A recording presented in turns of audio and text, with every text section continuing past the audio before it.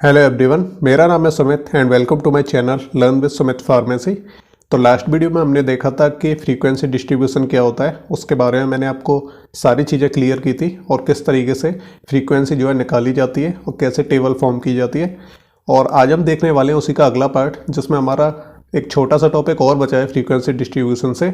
तो हालांकि exam purpose से आपके लिए इंपॉर्टेंट नहीं हो सकता है, लेकिन फिर भी जानना आपके लिए ज़रूरी है और डिफरेंट यूनिवर्सिटीज़ में पूछ भी ली जाती हैं। तो चलिए यहाँ पे देखते हैं। तो यहाँ पे हम पढ़ने वाले हैं types of presentation of frequency distribution in graphs. तो यहाँ पे हम अलग अलग तरह के ग्राफ्स देखने वाले हैं कि कितने तरह के ग्राफ्स होते हैं और उसमें फ्रीक्वेंसी डिस्ट्रीब्यूशन कैसे किया जाता है।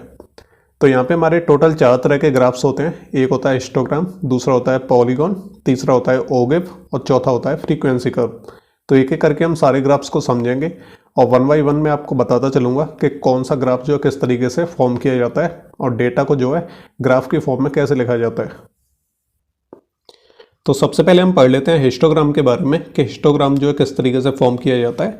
तो जो हिस्टोग्राम होता है ये एक तरह का ग्राफ होता है जिसमें क्या है फ्रीक्वेंसी दी रहती है और न्यूमेरिकल डेटा दिया रहता है और उसमें हम क्या है रेक्टेंगल की फॉर्म में जो है ग्राफ को बनाते हैं। जैसे फॉर एग्जाम्पल मैं आपको नीचे बता देता हूँ, कुछ इस तरीके का होता है हमारा हिस्टोग्राम। तो यहाँ पे लेट्स सपोज यहाँ पे एक एग्जांपल दिया है जिसमें डेटा दिया हुआ है, जैसे हाइट रेंज यहाँ पे दी हुई है यानी टाइम इंटरवल्स दिए हैं। इसके अलावा यहाँ पे फ्रीक्वेंसी दी हुई है। तो अब इस डेटा को जो है हम ग्राफ की फॉर्म में कैसे लिखेंगे ये चीज़ यहाँ पे बताई गई है। तो सबसे पहले ये जो डेटा दिया है, तो डेटा को हम यहाँ पे एक हम वाई एक्सेस बनाते हैं और एक एक्स एक्सेस बनाते हैं। तो यहाँ पे जो वाई एक्सेस होती है यहाँ पे हमेशा फ्रीक्वेंसी लिखी जाती है। जैसे हम फ्रीक्वेंसी निकालते हैं टेबल में तो उस फ्रीक्वेंसी को इस तरफ लिखा जाएगा और जो डेटा है उसे हम क्या करेंगे नीचे लिखेंगे। तो यहाँ पे हमने नंबर ऑफ़ ट्रीज लिख लिया है, जो फ्रीक्वेंसीज है तो वो हमने यहाँ पे लिख लिया है। और यहाँ पे जो टाइम इंटरवल्स दिए हैं यहाँ पे, तो जैसे हाइट रेंज है तो उसे हमने नीचे लिख लिया है। तो इस तरीके से हम ग्राफ को फॉर्म करेंगे। यहाँ पे आपको एक चीज़ याद रखनी है कि जो हिस्टोग्राम होता है तो यहाँ पे जो भी हम रेक्टेंगुलर जो ब्लॉक बनाते हैं, तो यहाँ पे मैं आपको पहले बता देता हूँ कि किस तरीके से डेटा को जो है यहाँ पे हमें मेंशन करना है। तो सबसे पहले हम क्या करेंगे, यहाँ पे टाइम इंटरवल देखेंगे। तो यहाँ पे जो इंटरवल है, जो डेटा का इंटरवल है उसे हम देखते हैं। तो 60 से 65 तक हमारी फ्रीक्वेंसी कितनी है, 3 है। तो यहाँ पे जो 60 से 65 जो हमारी जो फ्रीक्वेंसी होगी वो कितनी होगी, 3 होनी चाहिए। तो 2 और 4 के बीच में ही 3 होगा।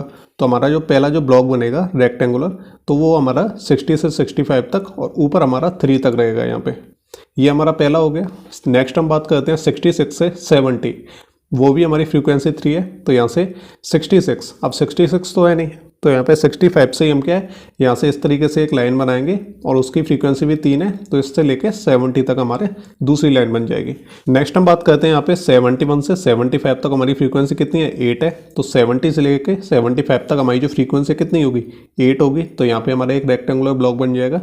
फिर हमारा 76 से 80 तक, तो 76 से 80 तक हमारा एक और ब्लॉक है जिसमें 10 फ्रीक्वेंसी है, तो वो सबसे ऊपर वाला ब्लॉक बन जाएगा। नेक्स्ट हम बात करते हैं 81 से 85, तो 81 से 85 तक हमारा फ्रीक्वेंसी कितनी है, 5 है। तो जो फ्रीक्वेंसी हमारी यहाँ पे आएगी तो वो 4 और 6 के बीच में होगी। तो इस तरीके से यहाँ पे एक और हमारा ब्लॉक बन जाएगा। और सबसे लास्ट की हम बात करें तो 86 से 90 तक हमारा 1 है। तो 86 से 90 तक हमारा 1 यानी यहाँ पे आ जाएगा कुछ। यहाँ पे आपको एक और चीज़ याद रखनी है कि जो हिस्टोग्राम के अंदर जो रेक्टेंगुलर ये जो ब्लॉक होते हैं इनके बीच में स्पेस नहीं होता है। ये सब क्या है आपस में मिले हुए होते हैं, इनके बीच में कोई स्पेस नहीं होता है। जो बार ग्राफ होते हैं उनके बीच में स्पेस होता है, लेकिन इनमें जितने भी ब्लॉक्स होते हैं सारे आपस में जुड़े हुए होते हैं। तो ये चीज़ आपको ध्यान रखनी है हिस्टोग्राम बनाते टाइम। तो ये हमारा पहला एग्जाम्पल हो गया। यहाँ पे हम एक और एग्जांपल देख लेते हैं। जैसे हमारा वेट दिया हुआ है यहाँ पे LBS में और ये नंबर ऑफ स्टूडेंट दिए हैं यानी ये फ्रीक्वेंसी दी हुई है। तो इसको हम हिस्टोग्राम की फॉर्म में कैसे बनाएंगे, इसी तरह से 2 लाइन बनाएंगे। एक एक्स एक्सेस होगी हमारी, एक वाई एक्सेस होगी। यहाँ पे बीच में हम 0 लिखते हैं। इसके बाद हम क्या करेंगे, जो फ्रीक्वेंसी है वो इस साइड लिखी जाएंगी। फ्रीक्वेंसी को लिखते कैसे हम, जैसे यहाँ पे शुरुआत कैसे है, 4 से है, 4 है यहाँ पे, 8 है, 10 है और फिर से 4 है यहाँ पे। तो ये शुरुआत करेंगे हम फ्रीक्वेंसी वो हम 2 से कर सकते हैं, यानी 2, 4, 6, 8 और 10 तक हम लिख सकते हैं, क्योंकि 10 तक यहाँ पे जो वैल्यू यहाँ पे दी हुई है। शुरुआत हम 4 से भी कर सकते हैं, कोई प्रॉब्लम नहीं है यहाँ पे, लेकिन हम 2 से भी कर सकते हैं, इसमें भी कोई प्रॉब्लम नहीं है। तो 2 से शुरुआत करके हम फ्रीक्वेंसी लिख देंगे यहाँ पे। फिर ये जो वेट है हमारा उसे हम मेंशन कर देंगे, जैसे 65, 70, 75, 80, 85, क्योंकि यहाँ 65 से शुरू हुआ है और 85 तक गया है, तो जो हमारे नंबर्स हैं वो भी 85 तक रहेंगे। और अब हम क्या है यहाँ पे जो ग्राफ है उसे हम फॉर्म करेंगे। तो 65 से 70 तक हमारी फ्रीक्वेंसी कितनी है, 4 है। तो 65 से 70 तक हमारी जो फ्रीक्वेंसी है वो कितनी होगी, 4 होगी। तो इस तरीके से एक हमारा जो ब्लॉक है वो बन जाएगा। दूसरा हमारा 70 से 75, तो हमारी फ्रीक्वेंसी 10 है। तो 70 से 75 के बीच की जो फ्रीक्वेंसी है वो कितनी है, 10 है। तो एक इस तरीके से एक रेक्टेंगुलर ब्लॉक बन जाएगा। और 75 से 80 तक 8 है, तो 75 से 80 तक यहाँ पे एक और बन जाएगा इस तरीके से। और 85 से 80 से 85 तक 4 है, तो 80 से 85 तक जो फ्रीक्वेंसी है वो कितनी हो जाएगी, 4। तो इस तरीके से एक और ब्लॉक बन जाएगा। तो ये हमारा हिस्टोग्राम इस तरीके से फॉर्म किया जाता है। जो भी डेटा दिया हुआ है उसके हिसाब से हम जो पहले हम फ्रीक्वेंसी निकालते हैं और फ्रीक्वेंसी निकालने के बाद हम उसे हिस्टोग्राम में फॉर्म कर देते हैं। तो जब भी क्वेश्चन पूछा जाएगा तो या तो डेटा पहले से इस तरीके से दिया होगा तो हमें केवल हिस्टोग्राम बनाना होगा, तो हिस्टोग्राम हम इस तरीके से बना देंगे।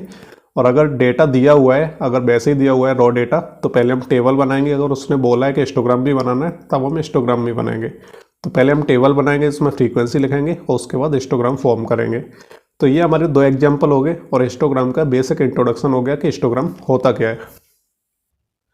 नेक्स्ट हम बात करते हैं कि हिस्टोग्राम की कितनी शेप्स होती हैं, यानी हिस्टोग्राम कितने टाइप के होते हैं। यहाँ पे हम टाइप नहीं बोल सकते, यहाँ पे शेप हम बोल सकते हैं कि कितने शेप होते हैं हिस्टोग्राम के। तो सबसे पहले हम बात करते हैं bell shape histogram. Bell shape का मतलब होता है कि इसमें क्या है, एक पीक होती है, यानी इस तरीके से एक पीक निकली होती है, हमारी पीक है।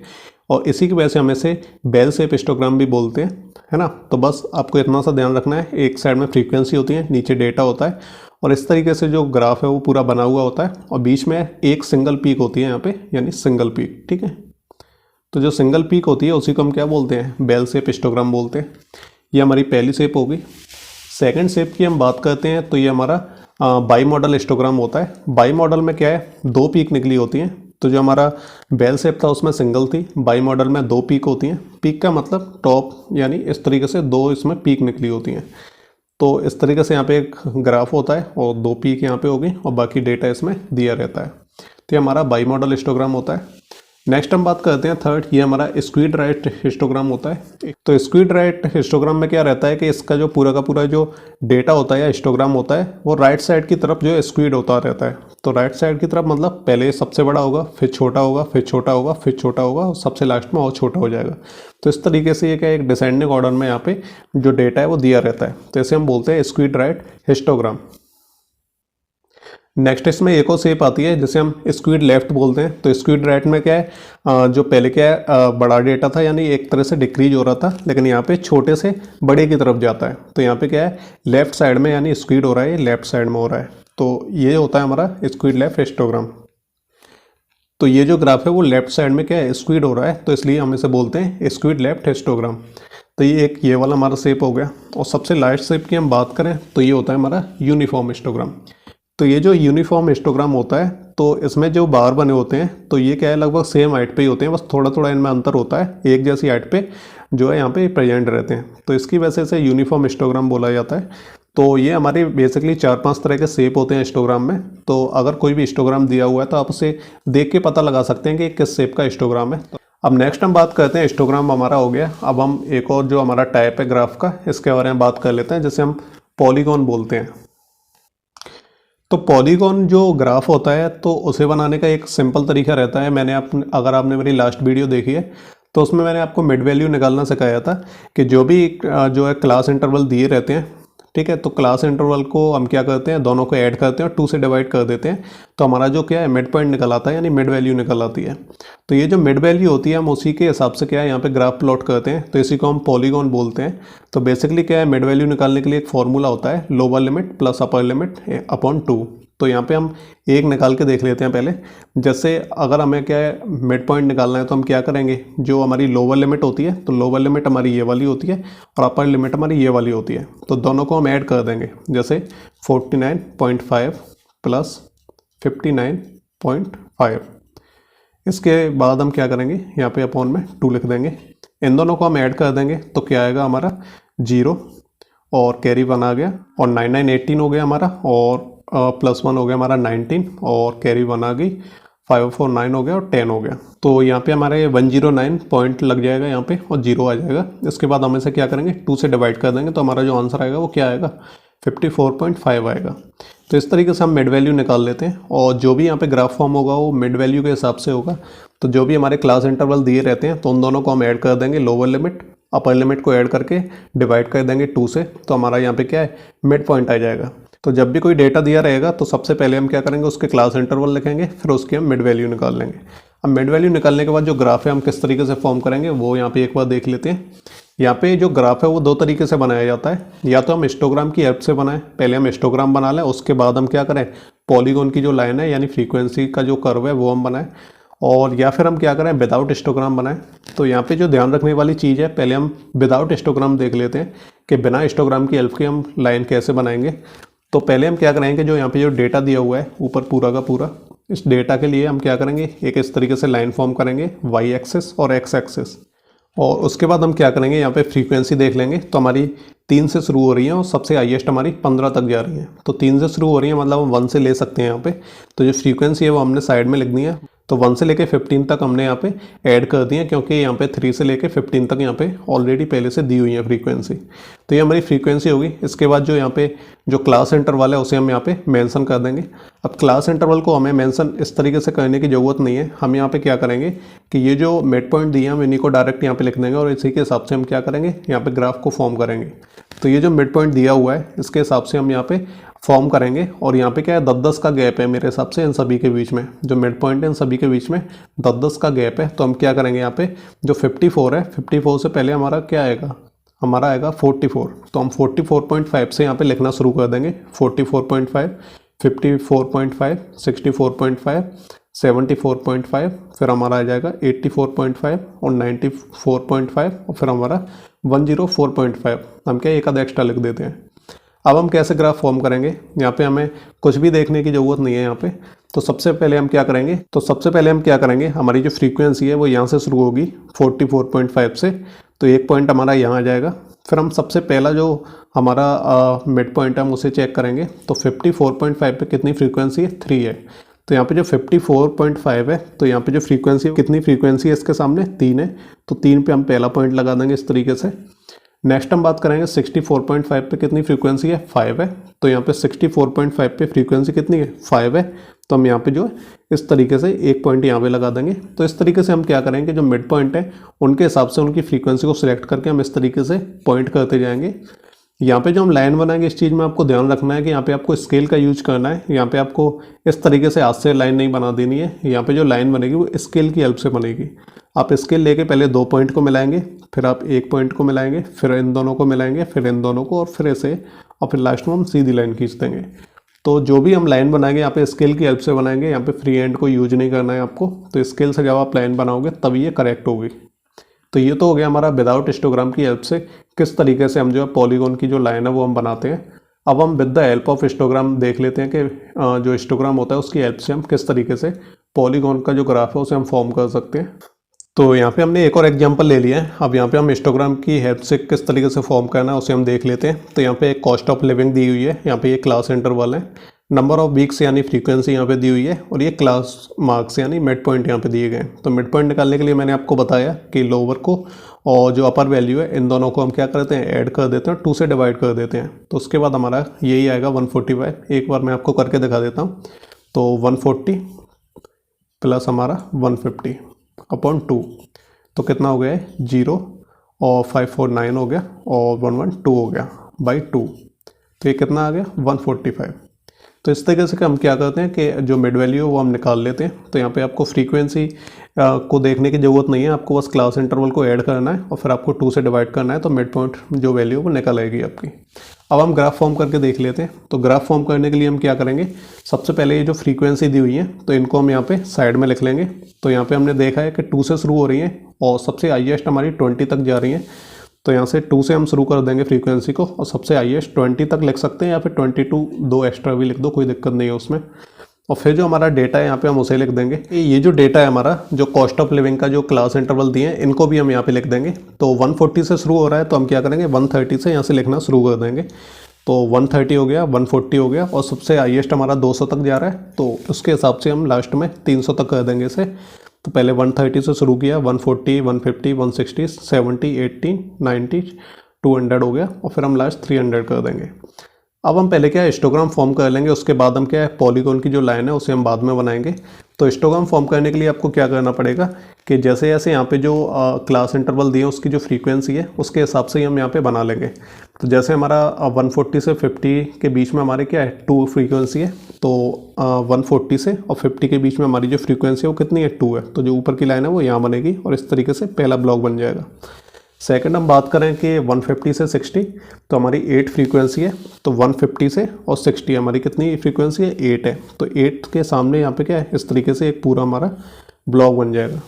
तो इस तरीके से हमें सारी फ्रीक्वेंसी के हिसाब से हमें यहाँ पे इस तरीके से पूरा एक हिस्टोग्राम फॉर्म करना है। उसके बाद हम क्या करेंगे कि जो मिड पॉइंट है, मिड पॉइंट जो पहला इंटरवल है तो उसका मिड पॉइंट क्या है 145। तो हम क्या करेंगे जो 140 से 150 के बीच का जो मिड पॉइंट है वो कितना है 145। तो 140 से 150 के बीच का जो पॉइंट है वो कितना होगा 145। तो पहला हमारा यहाँ से शुरू होगा मिड पॉइंट 130 से 140 के बीच में यहाँ पे शुरू होगा। फिर हमारा पहला मिड पॉइंट इसके बीच में होगा, दूसरा जो क्लास इंटरवल का जो मिड पॉइंट होगा वो यहाँ पे होगा, इनके बीच में होगा। इस तरीके से हम पॉइंट लगा देंगे सारे के सारे मिड पॉइंट पे और यहाँ पे हमारा लास्ट मिड पॉइंट होगा। उसके बाद हम क्या करेंगे स्केल की हेल्प से हम इन सारे पॉइंट को जो मिला देंगे। आपको ऐसे ही हाथ से नहीं मिलाना है, आपको स्केल की इसमें हेल्प लेनी है, क्योंकि ये इसका मेन पॉइंट है कि आपको जो स्केल से स्ट्रेट लाइन बनानी है हर पॉइंट के बीच में, और इस तरीके से एक जो है पूरा बन जाएगा। तो यहाँ पे हमने क्या देखा कि हिस्टोग्राम की हेल्प से आपको किस तरीके से पॉलीगॉन का जो ग्राफ है वो आपको बनाना है, और बिना हिस्टोग्राम की हेल्प से हमने पहले बना के देखा था, तो उस तरीके से आप बना सकते हो। तो ये हो गया हमारा पॉलीगॉन।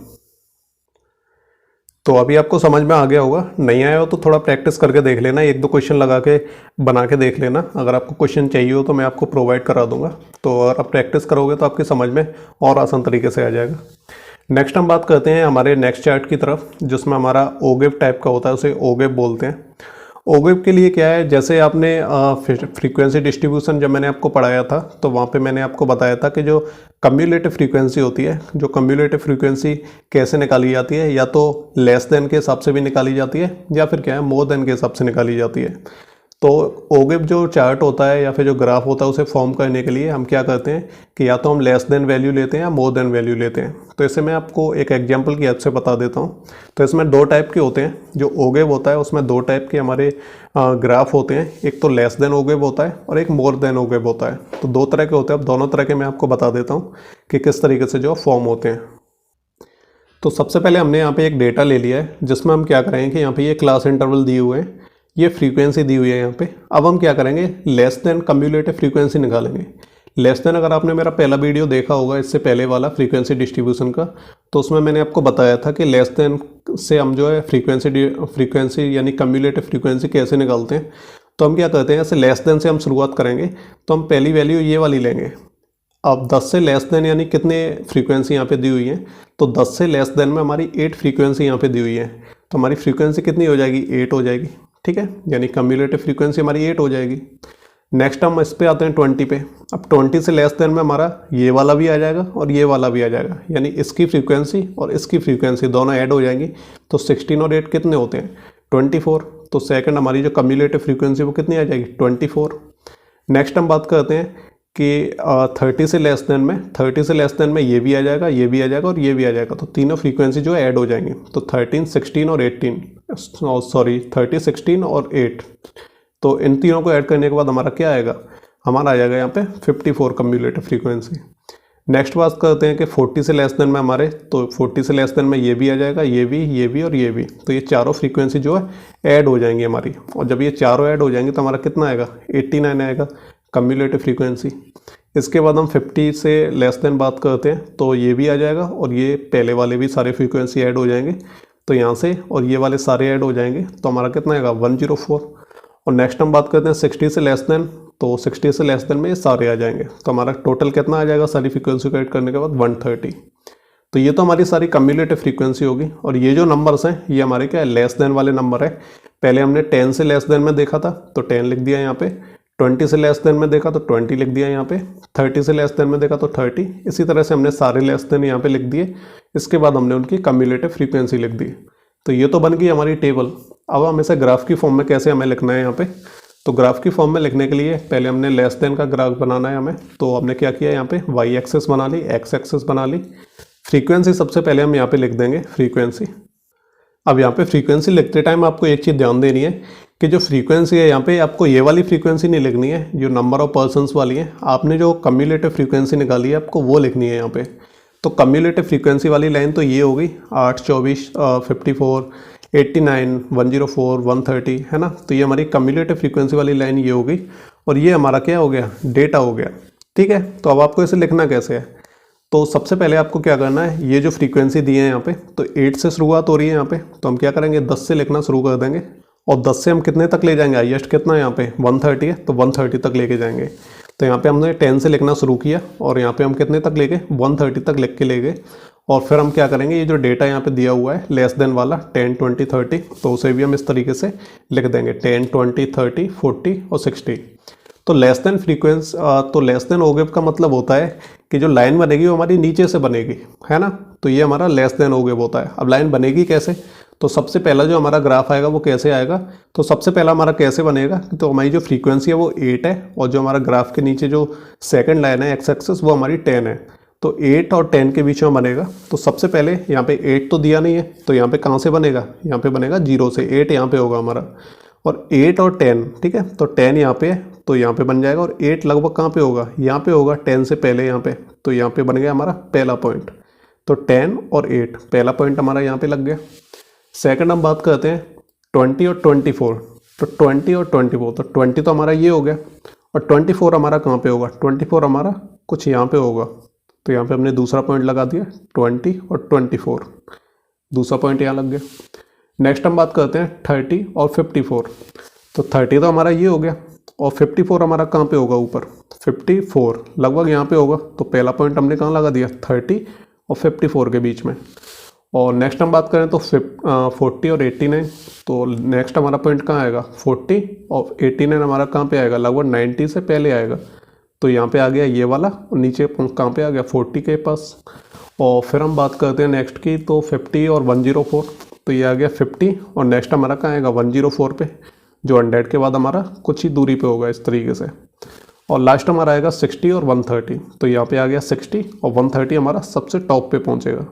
तो इस तरीके से हमें पॉइंट लगाने हैं। ओगे फ्रीक्वेंसी में आपको क्या करना रहता है कि जो हैंड होता है उसमें आपको लाइन जो बनानी है वो आपको स्केल से नहीं बनानी है, आपको फ्री हैंड से लाइन बनानी है, ठीक है। तो आपको बस क्या करना है, इन सभी पॉइंट को आपस में इस तरीके से मिला देना है। तो आपका ये क्या बन गया, लेस देन ओगे बन गया।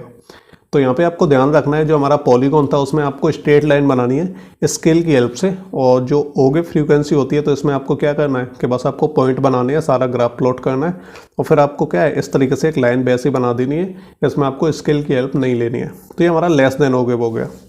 अब हम इसमें दूसरे टाइप की बात करते हैं, तो ये हमारा मोर देन ओगे है। मोर देन में हम क्या करते हैं, जैसे हमने लेस देन फ्रीक्वेंसी निकाली थी तो इसी तरह से हम मोर देन फ्रीक्वेंसी इसमें निकालेंगे। तो मोर देन में हम क्या करते हैं, 0 से शुरुआत करते हैं यहाँ से कि 0 से आगे कितनी है, ठीक है। तो 0 से मोर देन 0 कितना होगा, तो मोर देन 0 तो ये सारी है। तो हम क्या करेंगे, ये सारी फ्रीक्वेंसी को ऐड कर देंगे और ऐड करने के बाद हमारी क्या आएगी कम्युलेटिव फ्रीक्वेंसी 130। उसके बाद हम इससे देखेंगे कि 10 से मोर देन कितनी है। अब 10 से मोर देन तो ये सारी हैं, लेकिन 10 से मोर देन ये नहीं है, ये इससे पहले वाली है। तो ये वाली इसमें से माइनस हो जाएंगी, यानी 8 माइनस हो जाएगा 130 में से, तो 122 आएगा। नेक्स्ट हम बात करें 20 से, तो मोर देन 20 में ये दोनों माइनस हो जाएंगे और बाकी सब ये ऐड हो जाएंगे। तो इन दोनों को माइनस करने के बाद 106 आएगा। तो इस तरीके से मैंने आपको पिछली बार बताया था फ्रीक्वेंसी डिस्ट्रीब्यूशन में कि कम्युलेटिव फ्रीक्वेंसी कैसे निकालते हैं। तो सेम उसी तरीके से आपको यहाँ पे कम्युलेटिव फ्रीक्वेंसी निकालनी है और ये हमारा मोर देन वाला डेटा है 0, 10, 20, 30, 40 और 50।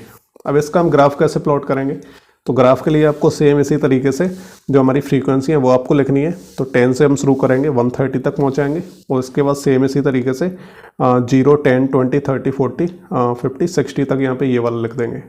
मोर देन में हम क्या करते हैं, जो हमारा जो लाइन बनती है वो ऊपर से बनती है नीचे की तरफ, और लेस देन में हमारी कैसे बनती है, नीचे से ऊपर की तरफ बनती है। तो यही दोनों में डिफरेंस होता है। आपको बस अब क्या करना है, इस तरीके से जो पॉइंट है उसके हिसाब से आपको ग्राफ को डिनोट करना है और डिनोट करने के बाद आपको एक सीधी लाइन जो इस तरीके से हाथ से खींच देनी है। तो ये हो जाता है हमारा मोर देन ओगे। तो दोनों में आपको डिफरेंस बस याद रखना है, लेस देन में हमारी लाइन नीचे से बनती है ऊपर की तरफ, और मोर देन में क्या है, हमारी जो हाईएस्ट जो डेटा होता है उससे हमारी नीचे की तरफ बनती है।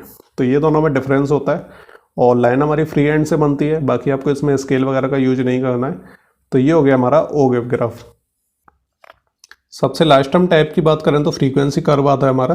तो फ्रीक्वेंसी कर्व हमारा बिल्कुल सिंपल होता है। जैसे हमने अपना पॉलीगॉन निकाला था जिसमें हमने हिस्टोग्राम की हेल्प से हमने मिड पॉइंट के हिसाब से हमने ग्राफ बनाया था, सेम उसी तरीके से आपको यहाँ पे फ्रीक्वेंसी कर्व भी आपको ऐसे ही बनाना है। तो यहाँ पे हमारा डेटा हो गया, यहाँ पे लिविंग इंडेक्स वाला डेटा दिया हुआ है, नंबर ऑफ वीक्स यहाँ पे फ्रीक्वेंसी दी है और ये हमारा मिड पॉइंट यहाँ पे दिया हुआ है। तो मिड पॉइंट निकालने का तरीका मैं आपको ऑलरेडी बता चुका हूँ। तो यहाँ पे आपको क्या करना है, इस तरीके से सेम आपको एक ग्राफ फॉर्म करना है। यहाँ पे आपकी फ्रीक्वेंसी लिख जाएंगी सारी की सारी और यहाँ पे आपका क्या है, कॉस्ट ऑफ लिविंग लिख दी जाएगी इस तरीके से। फिर आपको सेम आपको एक हिस्टोग्राम बनाना है। हिस्टोग्राम में आपको मिड पॉइंट को डिनोट करना है इस तरीके से और फिर आपको क्या है, एक लाइन इस तरीके से बना देनी है। पॉलीगॉन में क्या था कि जो हम लाइन बना रहे थे वो स्केल से बना रहे थे, बिल्कुल सीधी सीधी, ठीक है, दोनों पॉइंट के बीच में। यहाँ पे क्या है, आपको एक कर्व बनाना है इस तरीके से, आपको हाथ से बना देना है, आपको स्केल का यूज यहाँ पे नहीं करना है। लाइन बिल्कुल सीधी नहीं होनी चाहिए, कर्व में होनी चाहिए लाइन, टेढ़ी इस तरीके से, ठीक है। तो दोनों में यही बेसिक डिफरेंस होता है पॉलीगॉन में और जो फ्रीक्वेंसी कर्व होता है, दोनों में मेन डिफरेंस हमारा यही होता है कि जो हमारा पॉलीगॉन होता है उसमें तो स्ट्रेट लाइन होती हैं जो स्केल की हेल्प से बनाई जाती हैं, और जो फ्रीक्वेंसी कर्व होता है इसमें क्या है, जो लाइन होती है वो कर्व शेप में होती हैं, इसमें कोई स्ट्रेट लाइन नहीं होती है और स्केल की हेल्प से हम नहीं बनाते हैं। तो दोनों में आपको ये बेसिक डिफरेंस याद रखना है। कर्व भी हमारे कई तरह के होते हैं, जैसे बेल शेप का होता है, यू शेप का होता है, जे शेप का होता है, मिक्स कर्व होता है। तो इनके बारे में आपको अभी बता देता हूँ। और बेसिकली हमारा जो फ्रीक्वेंसी कर्व होता है तो हमारा इसमें सारी जो लाइनें होती हैं वो कर्व शेप में ही होती हैं सारी की सारी, और कोई स्केल वगैरह का यूज हमें नहीं करना है। तो ये चीज़ आपको ध्यान रखनी है। बाकी डेटा जैसे हिसाब से दिया रहता है उसी हिसाब से हमारा ग्राफ बनता है। तो कैसा भी हमारा कर्व बन सकता है डेटा के हिसाब से। तो यहाँ पे मैं आपको टाइप्स ऑफ बता देता हूँ किस किस तरह के कर्व आपको जो है देखने को मिलेंगे आगे। तो सबसे पहले आपको बेल शेप का दिखेगा। बेल शेप में क्या है, इस तरीके का एक कर्व होता है जो दोनों साइड में इक्वल होता है, ठीक है। बीच में लाइन खींच देंगे तो दोनों साइड से इक्वल होगा।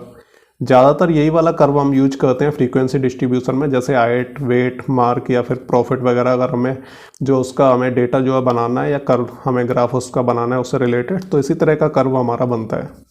नेक्स्ट हमारा यू शेप का आता है, जो यू की शेप में होता है इस तरीके से, जिसमें जो मिड पॉइंट की जो फ्रीक्वेंसी रहती है वो काफ़ी मिनिमम रहती है और फिर धीरे धीरे वो एक्सटेंड होती है।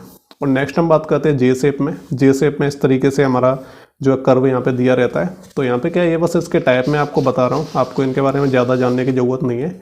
और ये हमारा मिक्स कर्व होता है जिसमें ये जितनी भी हमारे अलग अलग तरह के जो फ्रीक्वेंसी कर्व थे, जैसे हमारा ये हो गया, ये वाला, तो इन सबको मिला के हमारा मिक्स कर्व बन जाता है। इसमें सारे तरह के होते हैं, ठीक है। तो ये हमारा मिक्स कर्व हो गया। तो ये हमारे फ्रीक्वेंसी कर्व के हमारे अलग अलग टाइप हो गए, कितने तरह के शेप होते हैं इसके।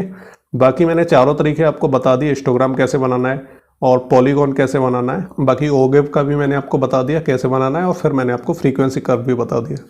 तो अब क्या है, मैं आगे जाके आपको क्वेश्चन वगैरह दूंगा तो आपको प्रैक्टिस करनी है, ठीक है। और बाकी कुछ समझ में नहीं आया तो आप मुझसे पूछ लेना। तो ये था आज का हमारा वीडियो, और ये हमारा जो फ्रीक्वेंसी डिस्ट्रीब्यूशन वाला जो पोर्शन है वो पूरा फिनिश हो चुका है। अब नेक्स्ट वीडियो से हम जो नेक्स्ट चैप्टर स्टार्ट करेंगे यूनिट 1 का ही। तो चलिए मिलते हैं अगले वीडियो में, तब तक के लिए goodbye and take care.